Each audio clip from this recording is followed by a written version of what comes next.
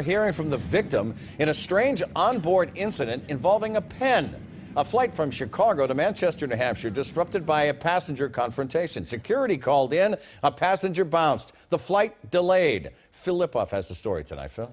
Ed, how many times have you been on a plane, been annoyed by a crying baby, or someone perhaps kicking the back of your seat? Maybe it stresses you out, but you certainly don't lash out. Tell that to one woman bound for New Hampshire tonight.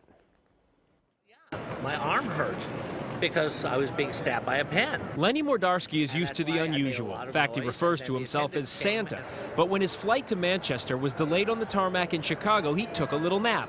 It didn't last long. Imagine being asleep and then being stung by bees and waking up and going, ow. Lenny was sitting next to a woman who apparently was not happy at all with, well, Lenny snores. She just went nuts and started stabbing her with his pen. He screamed really loud, almost like a little girl. Yes. In fact, Lenny made so much noise, everyone on the plane, they got the point too. It was like a regular fine-point pen. Another passenger started rolling as emergency crews rushed to the jet, as Chicago police boarded the plane, and as the wet pen was taken away.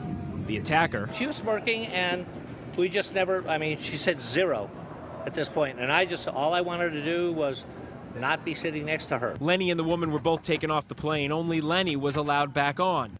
He didn't want to show us his arm, but he did tweet this picture, proof of the attack. No blood, but he says it will bruise. After a rather lengthy delay. Everyone on the plane was happy. They were all clapping after. They were glad to get rid of her, and it was a smooth flight from there.